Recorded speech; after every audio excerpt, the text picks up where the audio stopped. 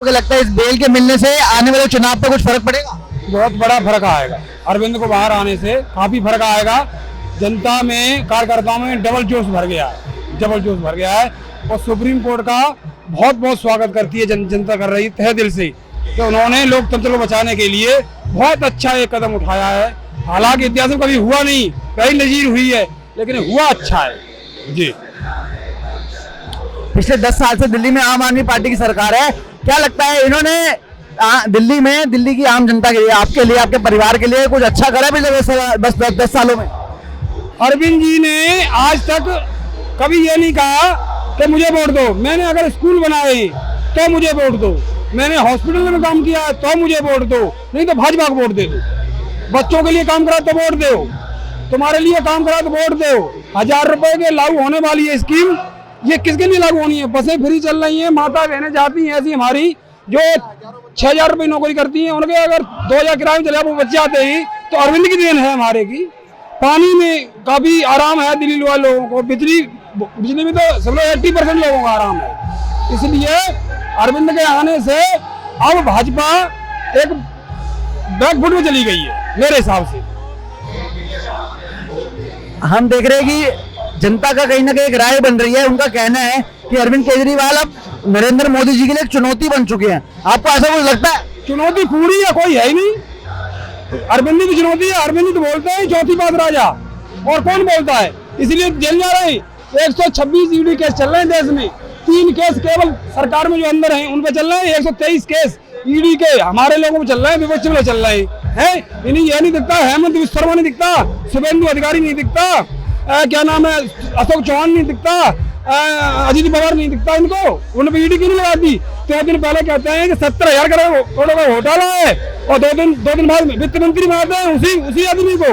ये पढ़ी लिखी जनरेशन आ गई है। अब वो वाली बात नहीं रही कि एक बार कह दिया चलो हो गया।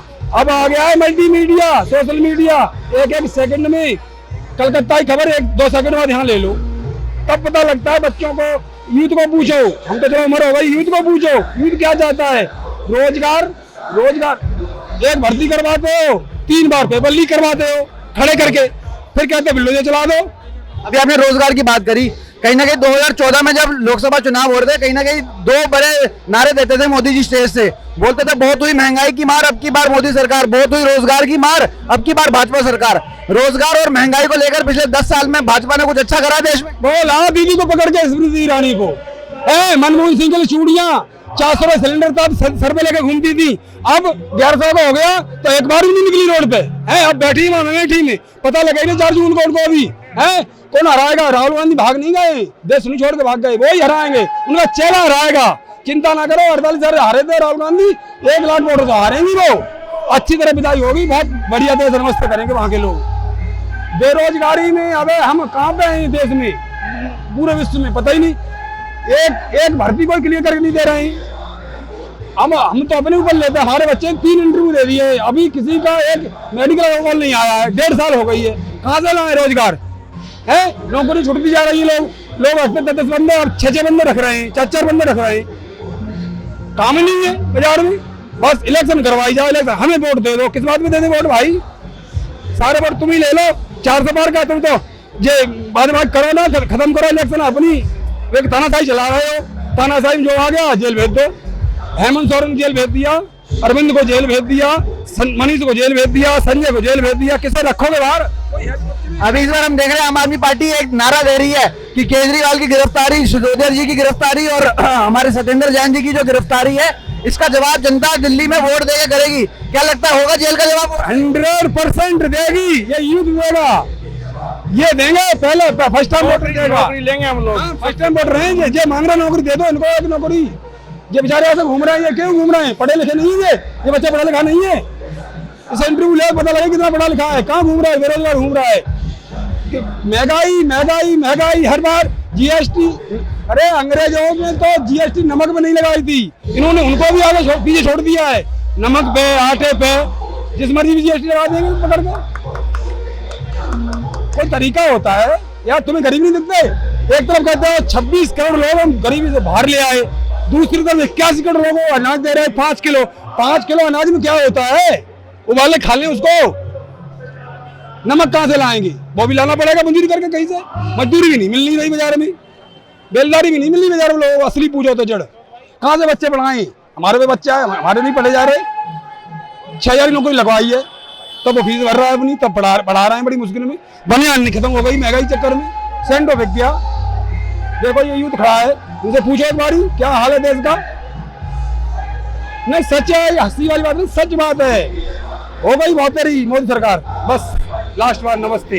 कल दिल्ली के चीफ मिनिस्टर को जमानत दे दी है, तो आपको लगता है आने वाले 25 तारीख को जो दिल्ली में चुनाव है, केजरीवाल के बाहर आने से चुनाव पे कुछ फर्क पड़ेगा?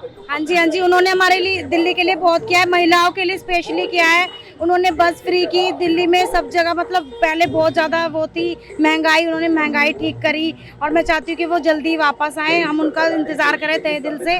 और हमारा वोट केजरीवाल को ही जाएगा क्योंकि वो सबसे अच्छे नेता हैं, सबसे उन्होंने हमारा बहुत ज़्यादा भला किया है, खासकर महिलाओं के लिए उन्होंने बहुत कुछ किया। केजरीवाल वापस आएंगे और ज़रूर आएंगे और हम सब उनको वोट देंगे, सब देंगे, तो हम उनके साथ हैं, फुल सपोर्ट। कई लोग ये कह रहे हैं कि जो केजरीवाल दिल्ली में हर महिला को 1,000 रुपए देने वाले थे हर महीना, उसे रोकने के लिए भाजपा ने उन्हें जेल में डाला। आपका क्या कहना है? हाँ जी, हो सकता है क्योंकि वो महिलाओं के लिए कदम उठाते हैं। बीजेपी तो आज तक हमारे लिए कभी कुछ नहीं किया।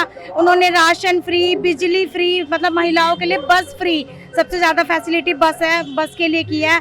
और सारे अच्छे काम केजरीवाल ने किया है और उन्होंने इसीलिए उनको बंद करवाया है कि ताकि वो बीजेपी का मतलब वो अंदर रहे और 1,000 रुपये मतलब महिलाओं को ना मिले और उनका वो ज़्यादा वो बढ़े। मिनिस्टर को अंतरिम जमानत दी है, आपको लगता है आने वाली 25 तारीख को अरविंद केजरीवाल के बाहर आने से चुनावों पे कुछ फर्क पड़ेगा? बहुत फर्क पड़ेगा। अरविंद जी बाहर आए हैं और नहीं भी आते तब भी फर्क पड़ेगा, और ज्यादा फर्क पड़ेगा उनका आने से। यहाँ पर भाजपा पूरे देश में 400 पार का एक नारा लगा रही है और अब आम आदमी पार्टी कह रही है कि हवा बदल चुकी है। आपको क्या लग रहा है? 400 बहुत दूर का, 4 आया बहुत दूर का, 4 भी नहीं आएंगे उनको। अब अरविंद केजरीवाल आ गए हैं, यहाँ पर ज्यादा सीट आएंगे अरविंद केजरीवाल। भाजपा 9 साल से, जब से अरविंद केजरीवाल आए, भाजपा के लिए दिल्ली में कुछ काम नहीं हुआ है। आपका क्या मानना है?